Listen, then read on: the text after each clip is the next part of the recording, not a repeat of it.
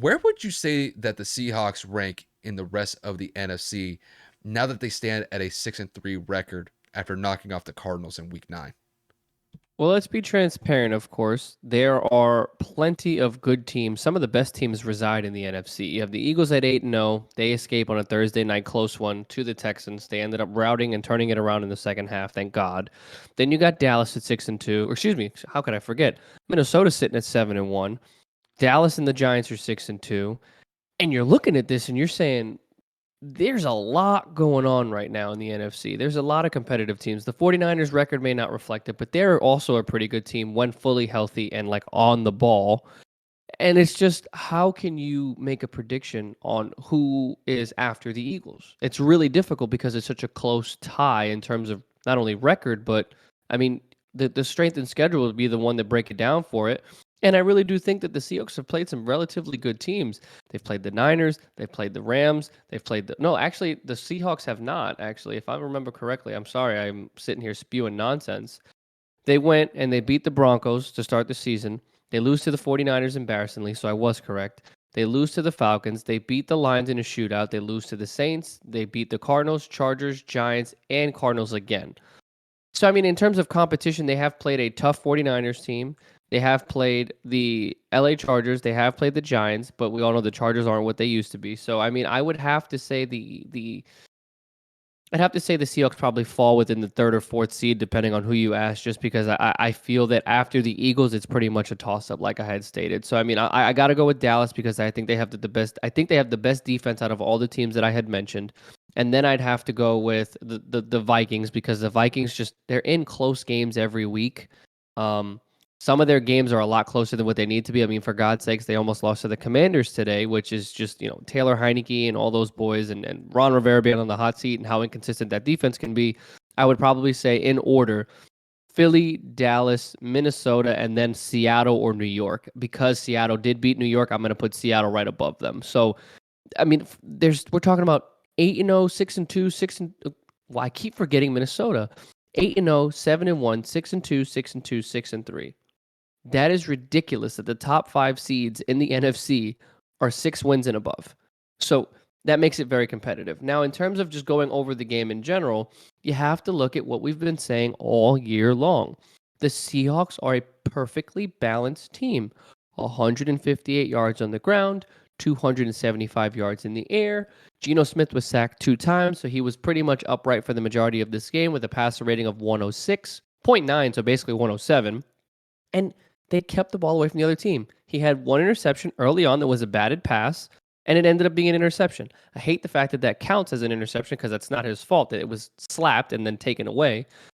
What are you supposed to say? What can you not say about this?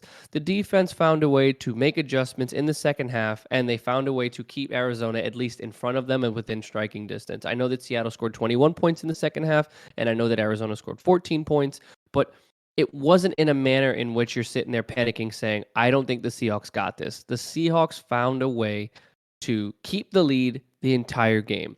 It was 10-7 going into halftime, and they continued to pile on that offense, and they continued to just make strides with keeping them honest with the ground game, with Kenneth Walker having over 100 yards, and Geno Smith bouncing back from the early turnover, and just being consistent. 26 of 34. You have to applaud the man playing at an MVP caliber level, maybe not flashy wise, but in terms of leadership, efficiency, completion percentage, he is the guy this year. So I have to give credit where credit is due. I have to acknowledge the defense of the Seahawks limiting DeAndre Hopkins, who has been the hottest receiver since he's come back from suspension, to just 4 catches for 36 yards. One of those catches being a touchdown, yes, but he's been averaging over 100 yards and 10-plus catches over the course of the last 2 weeks. He was only targeted 5 times. It's just, you have to acknowledge the fact that the Seahawks defense is going to continue to find a way to take the ball away from the other team as well.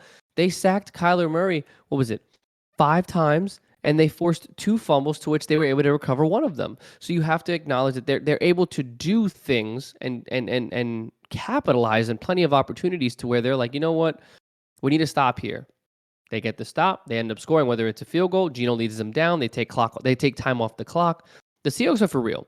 I've had enough of people saying, "Oh, it's a fluke. Oh, it's the schedule." You can say the same thing about the Eagles with the schedule. You can say the same thing about the Cowboys. You can say the same thing about the Giants. Schedules are never going to be top 4 team, top 5 team, top team in the league, top 10 team. Like it's schedules are always going to be inconsistent. I mean, some second half schedules, depending on who you're looking into, could be some of the hardest schedules in the league. I mean, for God's sakes, I went over the Colts one. They have 2 relatively winnable games. Everybody else is well over above 500.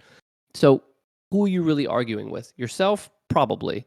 The Seahawks look great. They're making consistent strides. This is another division opponent that they've beaten. And I think, truthfully, they are in the runnings, not only for a division title.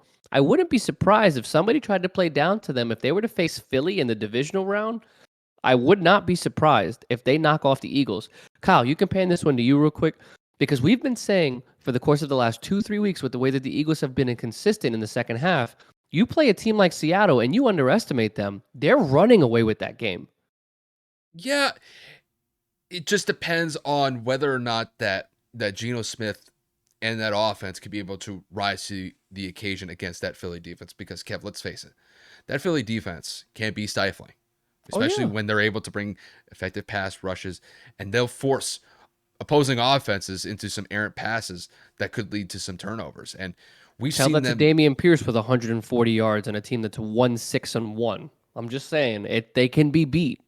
Well, what happened in the second half defensively for them? He Because still they said, ran all over the place. It's that was Davis Mills in the pass rush. I'm saying if you that, limit them and you keep the ball and get them tired, Geno Smith has been able to get the ball out effectively. Is what I'm saying. It's possible.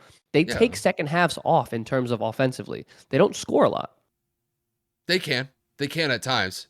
There have been multiple instances where they've definitely taken their foot off the pedal in the second half.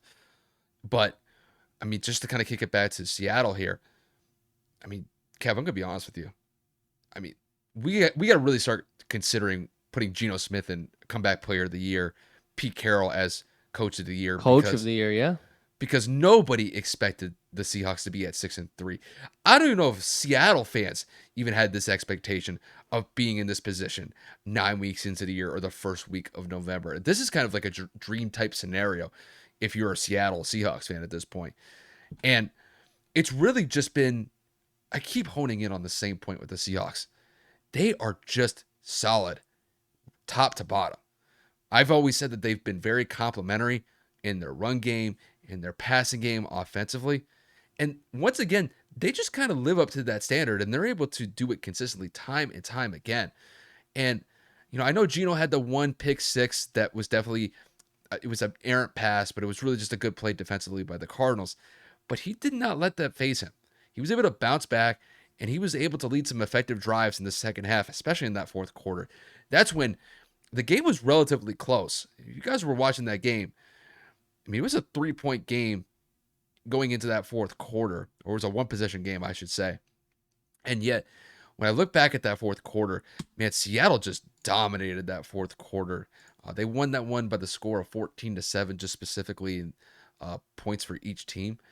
But overall, man, I thought that Kenneth Walker stepped up huge in that fourth quarter as well. I know Geno came up with some nice plays here and there, but the fact that they were able to lean on the run game and really kind of bleed that clock in the fourth quarter and really just kind of chew up the time possession there, that was huge.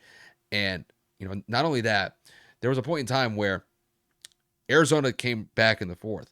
It's 24-21.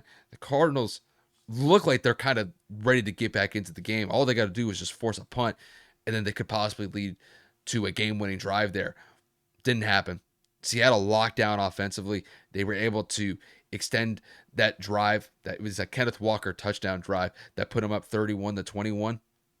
They were just able to just get solid ground plays where, Kenneth Walker's chewing up 8, 9, 10 yards consistently, and Geno did his thing.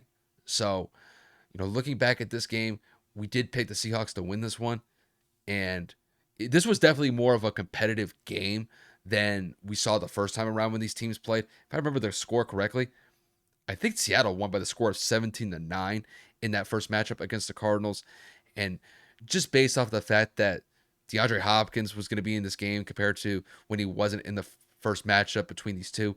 So I thought that there was definitely going to be more of an emphasis on this being a higher scoring game, and it did kind of live up to the expectation. But overall, the Seahawks sitting at a 6-3 record, it's just phenomenal. We'll see whether or not that they could be able to maintain it in the second half of the year, and that's going to be the biggest thing for them moving forward. But as of right now, if I had to put some early contenders for comeback player of the year, Geno Smith is definitely one of them.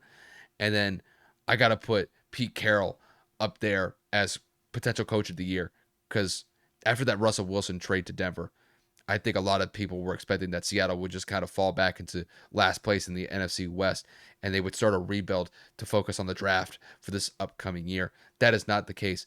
This team looks like they're really kind of running and gunning at this point, and they could definitely be a force to be reckoned with if they continue this style of play.